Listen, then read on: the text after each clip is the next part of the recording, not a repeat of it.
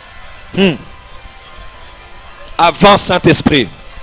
Mara sauté. Avance, Saint-Esprit. Avance, Saint-Esprit. Avance, Saint-Esprit. Le diable a peur de ce qui se passe aujourd'hui. Et il a peur de ce qui va se passer. Il a peur de ce qui vient de commencer. Même s'il veut attaquer ce bébé qui vient de naître, Dieu donnera à l'enfant et à la femme les ailes de l'aurore pour voler très loin de la vue du dragon. Patabashaka. Mighty name of Jesus. Voilà, les anges sont descendus.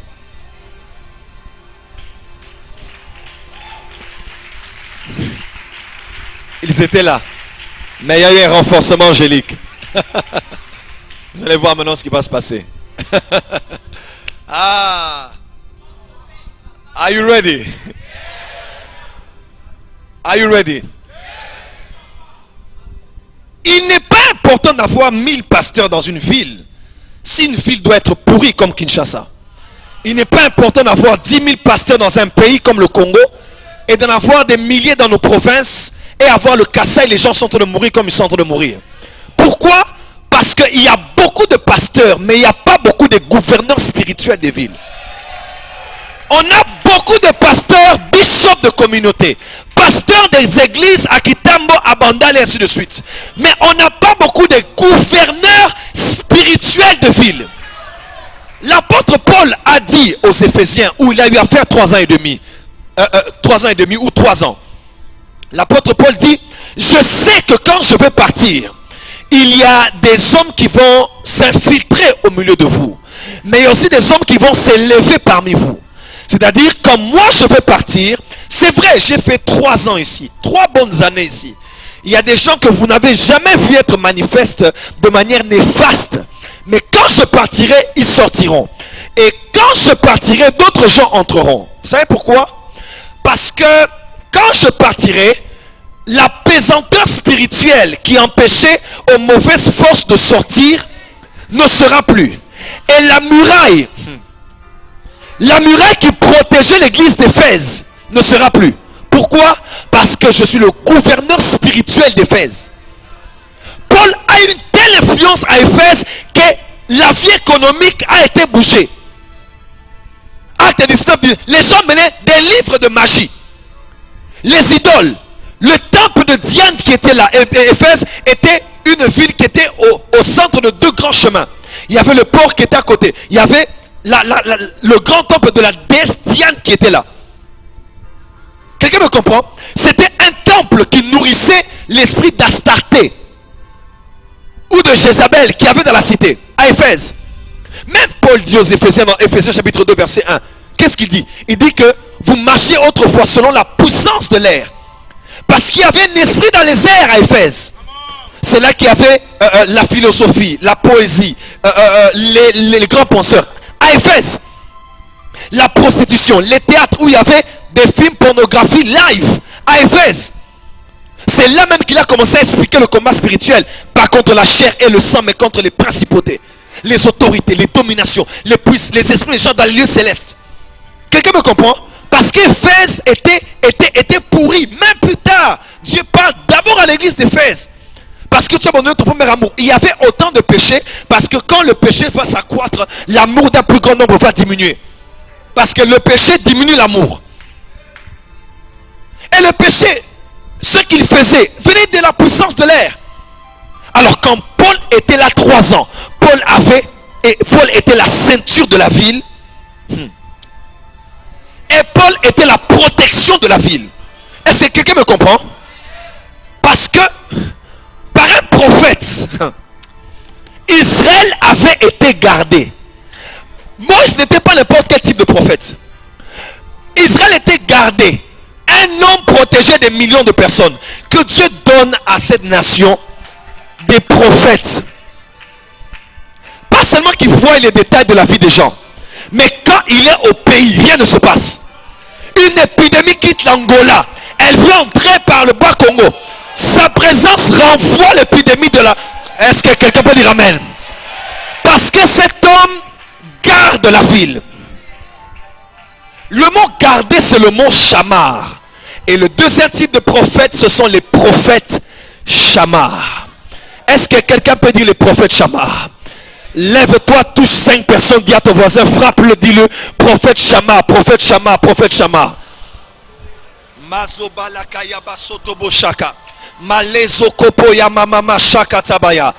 Dis à quelqu'un chamar, chamar, chamar, chamar.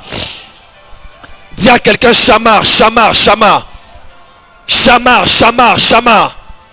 Chamar. Chamar. Chamar. Mettez-vous. C'est pas un prophète qu'Israël, un seul, pas 2, pas 3, un seul que tout un pays a été protégé. Quand on est au Nigeria, on pense à Papa Deboye. Quand on est au Congo, on pense à qui? Quand on est à Pretoria, on pense à Bushiri. Quand on est à Kinshasa, on pense à qui? Nous avons M. André Kimbuta comme gouverneur de la ville. Mais son travail est très limité.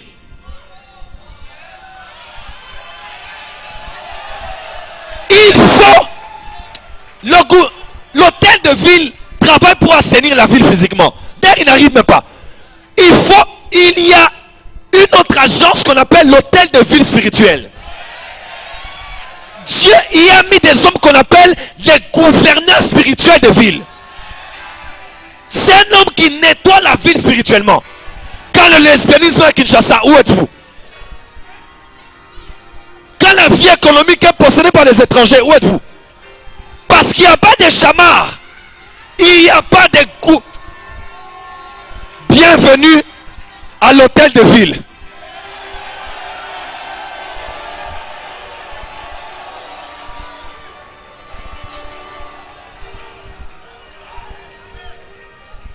Bienvenue à l'hôtel de ville. Ici, nous allons décider ce qui arrivera à Kinshasa. Nous allons décider quel genre de choses nous voulons et ne voulons plus voir dans cette ville de Kinshasa. Parce que Dieu élève des chamards.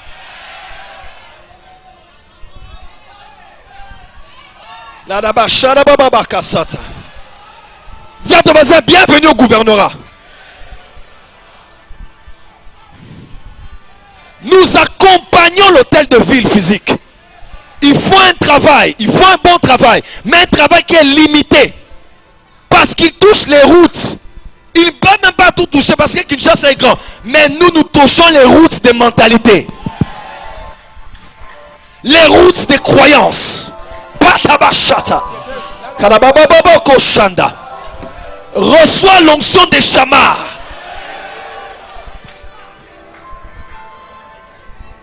Le problème de l'église du Congo, c'est que on n'a pas beaucoup d'hommes de Dieu qui ont les responsabilités nationales. Un prophète, gardez le pays. Nous, on a un prophète qui garde son argent, qui garde ses relations, qui garde ses portes, qui garde ses connexions. Où sont les prophètes qui gardent tout un pays, toute une nation? Ben, il ne nous dit rien. Kassa, il ne nous dit rien. Bakongo ne nous dit rien. Kinshasa nous dit... Non, chacun s'occupe d'abord. Pessanga détail, Nzambe. Donne-moi un détail. Un seul pour qu'on sache que je suis prophète.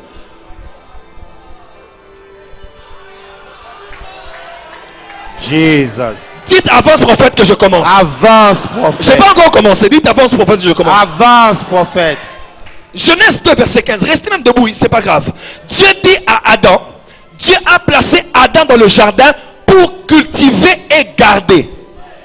Garder, c'est le même verbe garder de oser. Ça veut dire chamar, qui veut dire tenir, avoir la charge, protéger, veiller, garder, observer, retenir, garder, cadrer, prendre attention, prendre soin d'eux, prêter attention à, surveiller, monter la garde, faire le guet.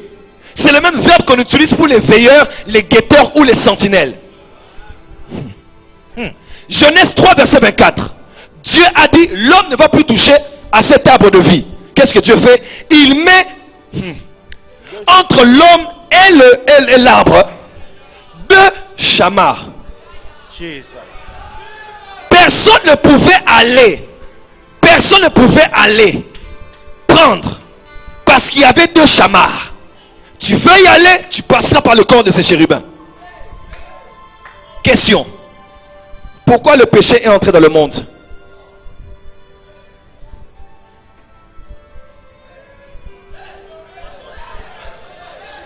Pourquoi le péché est entré dans le monde?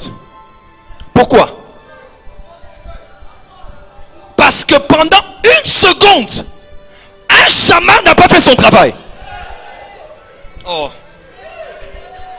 Pendant une seconde, un chaman. Pourquoi le Congo est là où il est? Pourquoi l'église est là où elle se trouve? Parce qu'un homme établi pour garder le jardin, pour veiller, sécuriser, protéger, est distrait et le diable entre et il amène la perversion.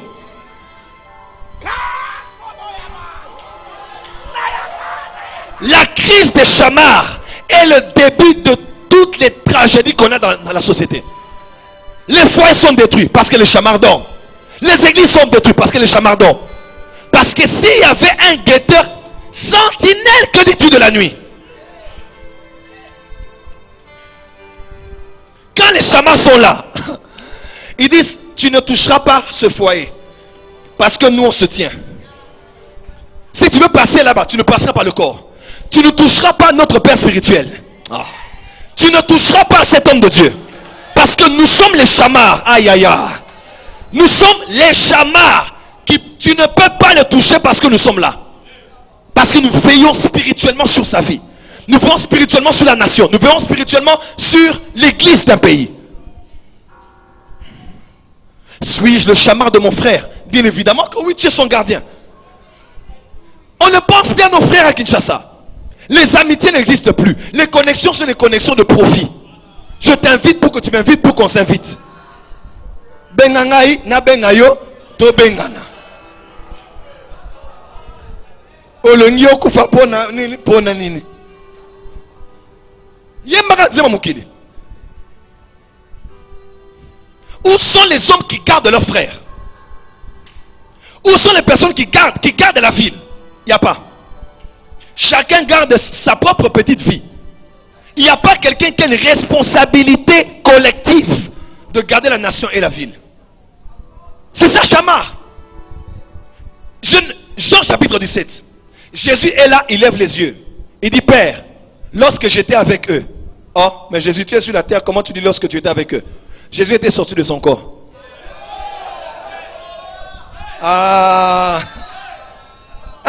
Il parle comme en parlant au passé.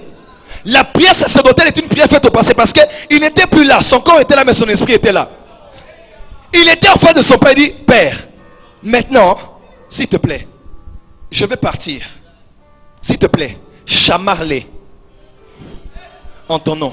Il dit, je les ai chamards, tous. Mais celui qui était prévisible de partir était parti.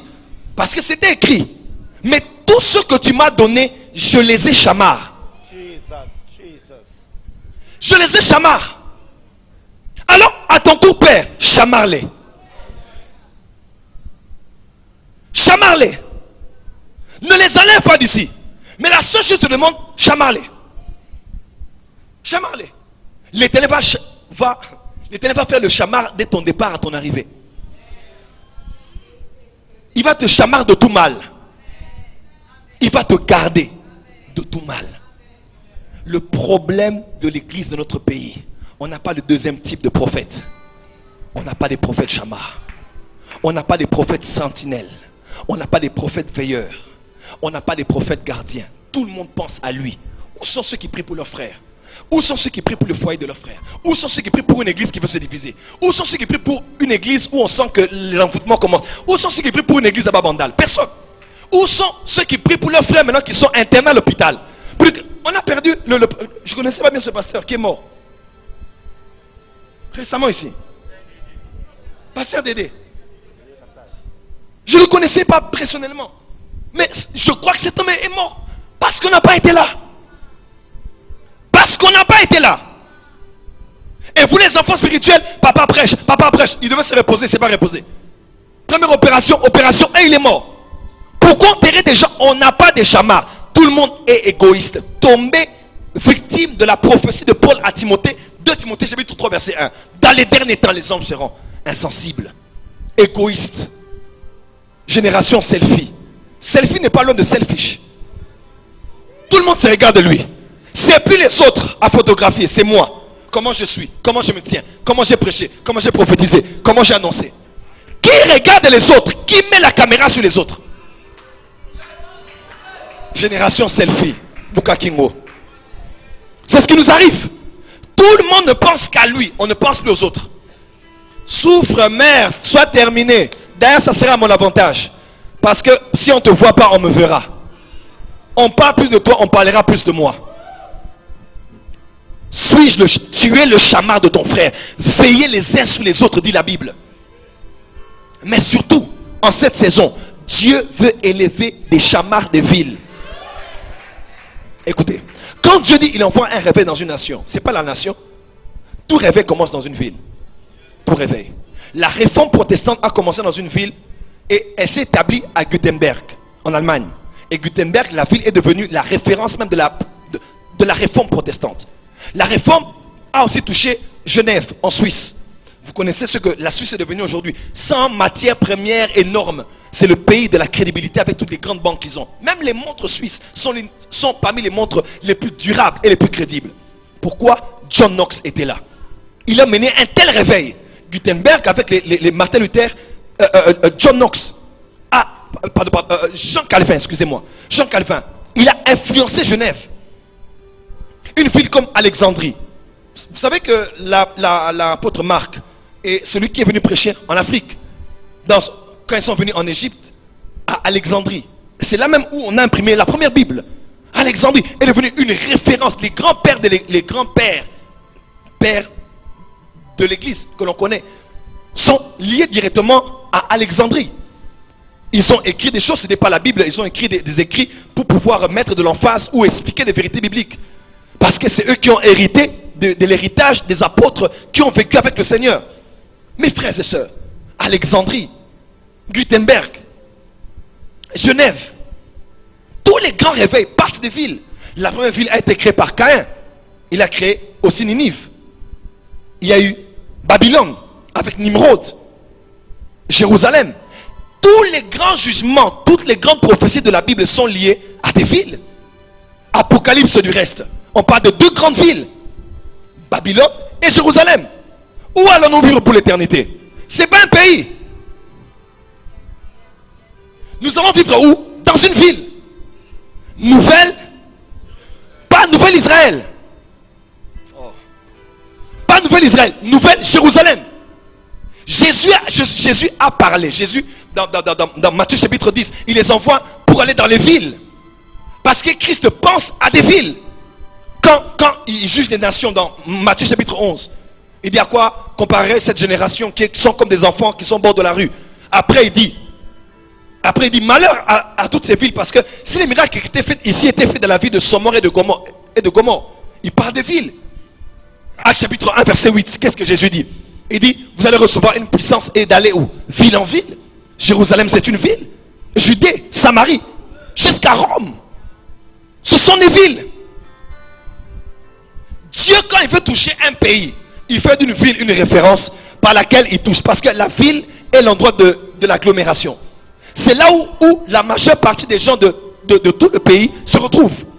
Là, on voit les échanges culturels, économiques, politiques, ainsi de suite. C'est là où il y a les grandes institutions même nationales, les grandes bases économiques, les grandes bases culturelles, éducatives, comme à Kinshasa, comme à Lubumbashi, comme à Goma, comme à Paris, comme à Abidjan. C'est quelqu'un peut dire avance prophète. Quand Dieu veut toucher une ville, un pays, il touche une ville. Ne cherche pas le pays, cherche la ville. Si tu as la ville, tu as le pays. À Kinshasa, il y a une grande guise. Tout le monde, je suis venu trouver tout le monde dans son église. Tout le monde fait sa carrière. Tout le monde fait sa carrière. Mais on n'a pas de voix. On a des pasteurs, mais on n'a pas de voix. Parce qu'on n'a pas de gouverneur spirituel de la ville de Kinshasa. Mais ne vous en faites pas. Ce n'est pas une question d'avoir une grande église. Martin Luther n'avait pas une église de plus de 400 personnes. Mais pourtant, il a dit I have a dream. Dr. King, il a influencé toute une génération. Une église n'a pas plus de 400 personnes. L'important, ce n'est pas le nombre.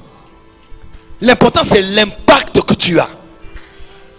Il y a des baffles. Quand vous allez au stade, vous mettez des baffles sur des baffles. Aucun son. Mais il y a d'autres baffles, dernière génération. Tu mets deux. Ça te pompe un son terrible. L'important, ce n'est pas le nombre de prédications. C'est pas les passages à la télévision, non. C'est l'impact que tu as. C'est le tonus, c'est le poids. C'est la substance. Oh. Monsieur André Kimbuta a besoin d'un homologue. Un homologue spirituel. Qui est capable de lire ce qui se passe à Kinshasa.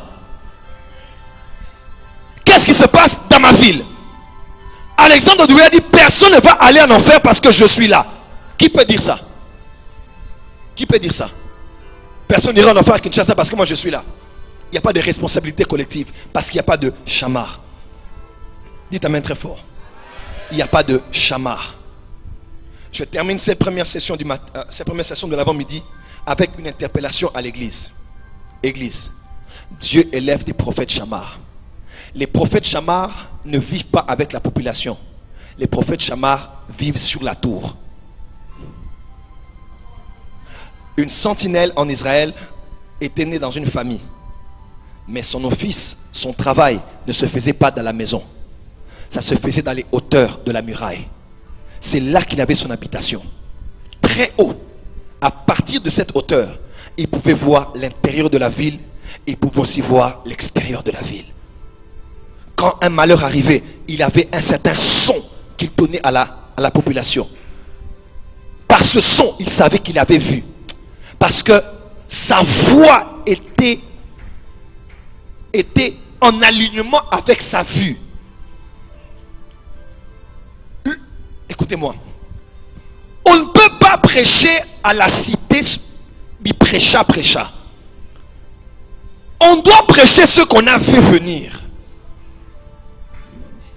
On doit prêcher ce qu'on a vu à proximité. Quand l'armée revenait de la guerre et que le roi était mort, il y avait un certain son. C'est le son qui déterminait l'attitude de la population. À cause de ce qu'il avait vu. Qu'est-ce que nous avons vu? Parce que nous vivons avec le peuple. Il n'y a pas de gens qui vivent sur la muraille. C'est quoi la muraille? Je cherche un homme. Pas deux. C'est par un prophète. Un homme qui élève un mur. Qui se tienne à la brèche. Dans Ecclésiaste, on dit, celui qui renverse une muraille sera mordu par un serpent. C'est quoi cette muraille? C'est l'intercession. L'intercession est la ceinture qui protège un pays. L'intercession est la ceinture qui protège un homme de Dieu. Écoutez-moi, les chamars se tiennent aussi haut que sont la hauteur de leur prière. Tu ne peux mieux voir que si tu es plus élevé. En même temps, Dieu m'a dit ce matin, il m'a dit, Joël, j'envoie un esprit de prière et de supplication dans mon église. Afin que l'église ne soit pas que analytique, en analysant les choses politiques du pays comme tout le monde, mais que l'église devienne prophétique. Et qu'elle lise les temps et les saisons dans quoi nous sommes. Ne soyez pas qu'analytique. Oh, sommation de fait, ça plus ça est égal à ça. Non. Là, c'est la mathématique humaine. Mais dans la mathématique prophétique, on lit les signes des temps. Par rapport à ce qu'on capte de l'atmosphère. Cette ville a besoin des gouverneurs spirituels. Goma, on a besoin. Lubumbashi, on a besoin. Voilà pourquoi Satan combat des pasteurs. Mais les gouverneurs spirituels, ils les combattent différemment. Parce que eux, ce ne sont pas des prédicateurs, ce sont des voix. Quand ils disent quelque chose quelque part, c'est amplifié dans toute la ville. Parce que Dieu branche leur voix à des baffles spirituels qui retentissent et qui font circuler le message de Dieu en tout lieu et en tout temps. Église de Jésus-Christ. Où es-tu? Par rapport à ta responsabilité nationale, par rapport à ta responsabilité continentale. Pourquoi il n'y a que les Ghanéens qui penseront à l'avenir de l'Afrique? Il n'y a que les pères du réveil au Ghana qui pensent à comment toucher l'Afrique. Il y a un réseau apostolique initié par Bishop Tudor Bismarck. D'ailleurs, je prêche avec Tudor Bismarck au mois de septembre, Mathieu Chimolo, Mensa Otabil, en Côte d'Ivoire ici. Mes frères et sœurs, pourquoi ce ne sont que ces gens-là qui pensent continental? Nous, on ne pense que local. On ne pense que ma petite église. Être père, c'est autre chose. Que Dieu nous donne des pères en cette saison. Nous allons prier pendant quelques minutes. Dieu est en train d'élever des trompettes.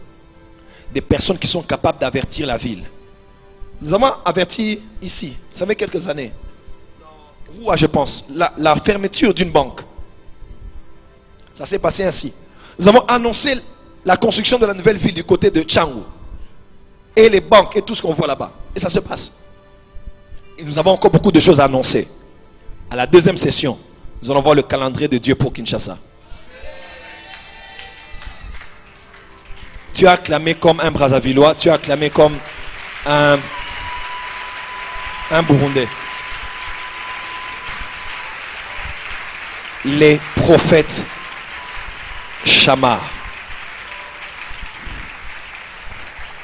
Il faut qu'un seul homme se lève et prenne le manteau d'Élie et qu'il prenne la responsabilité d'être un prophète différent. Levez légèrement vos mains dans la présence de Dieu.